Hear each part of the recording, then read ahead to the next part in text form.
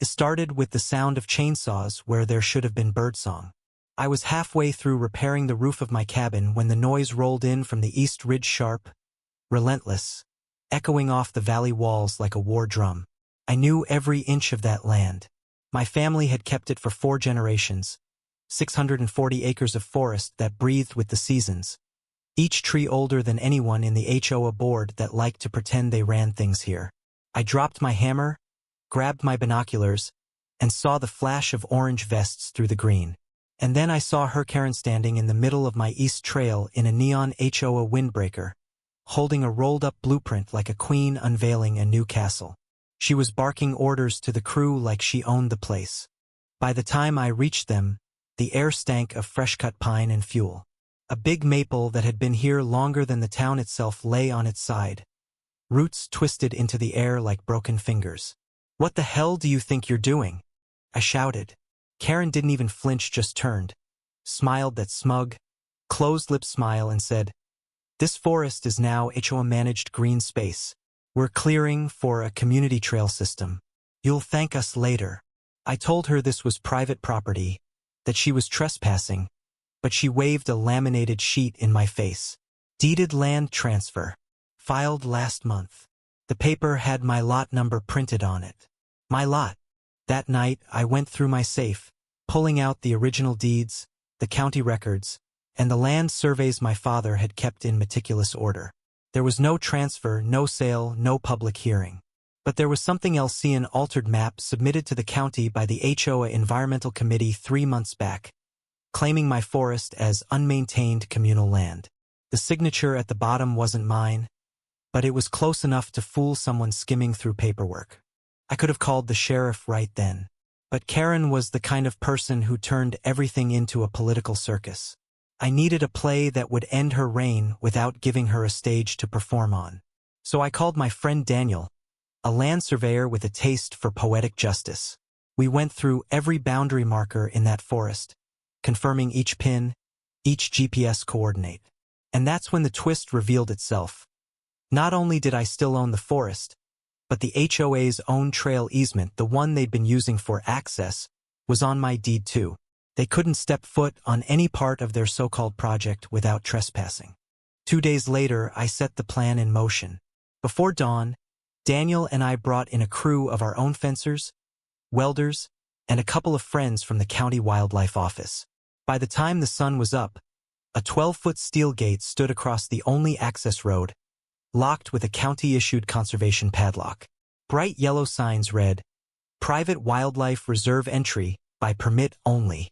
And the best part? We installed it while Karen and her HOA buddies were inside the forest for their morning inspection. When she finally came storming down the trail and saw the gate, her face went from pale to crimson in seconds. "You can't lock us in," she screeched, rattling the bars. I leaned against my truck and held up the county wildlife permit, signed and sealed. "Actually, I can. And according to this, I have to for the safety of the species you were about to bulldoze." Her eyes darted to the wildlife officers, who were already taking notes and snapping pictures of the stumps they'd left behind. One officer spoke up, "Ma'am, cutting down native trees in a designated habitat is a felony, and according to our GPS records, you're well inside land that doesn't belong to you." The crew behind her shifted uncomfortably, realizing they'd just spent 2 days working on stolen ground. One of the contractors muttered something about not getting paid for this. Karen tried to spin it, blaming a clerical misunderstanding, but the wildlife officer cut her off. This misunderstanding could carry a 5-year sentence and a 6-figure fine. Karen's bravado cracked right there at the gate. The crew that had been following her orders minutes before now stood back, avoiding eye contact like she was radioactive. She tried to shove the paperwork I was holding, but the wildlife officer stepped between us, his voice calm but sharp enough to cut. "Ma'am, step back. You're under investigation for illegal land use, habitat destruction, and trespassing. We'll be taking your statement, but first, we're documenting every square foot of damage." Her mouth opened to argue, but the second twist hit before she could even find the words. From behind my truck, a man in a county assessor's jacket appeared. "Jeff Rogers, a no-nonsense official with a camera slung over his shoulder. "Funny thing," he said, pulling a manila folder from his bag. "This isn't the first time your HOA's been caught altering county maps. We've traced 3 separate falsified plats, all connected to you, and all conveniently adding land to HOA control." He flipped a page, showing a satellite image with bright red outlines. "This is fraud, and it's going to stick."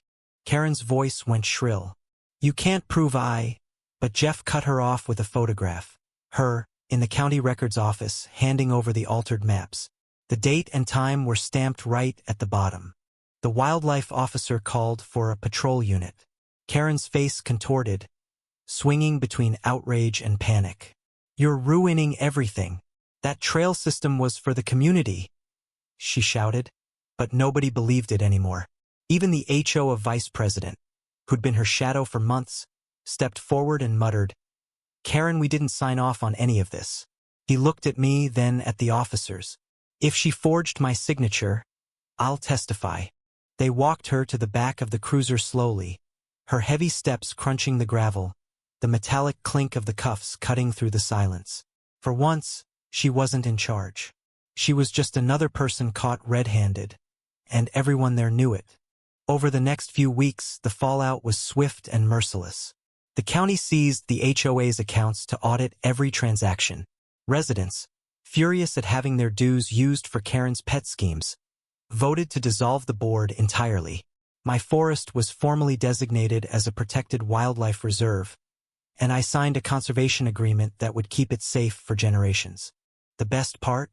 With the easement gone, the HOA lost access to 2 other parcels they'd been using as leverage for new development. Those owners came straight to me, asking to join the reserve. By the end of the month, what Karen had tried to steal had grown into something even bigger, over 1,200 additional acres protected from anyone like her. When Karen's trial came, it was a parade of witnesses. Contractors she hadn't paid, residents she'd threatened, county staff she'd lied to. The evidence was airtight. The jury didn't take long, guilty on all counts. The judge handed her 3 years in prison, a $150,000 fine, and a lifetime ban from serving on any property board in the state. The night after her sentencing, I hosted a gathering at the cabin. Neighbors brought food, kids ran the trails, and for the first time in years, the valley sounded like it should: wind in the leaves, laughter on the breeze, not the whine of saws or the bark of orders. Someone asked me if locking her in had been part of the plan all along. I smiled. No, that part was just karma showing off. Sometimes, the best revenge isn't just stopping someone, it's building something they can never touch again. And sometimes, the only way to deal with a bully is to make sure the gate swings shut behind them. If someone claimed your land and tried to erase your name from it, would you fight them in court or lock them inside the lie they built until the law came knocking?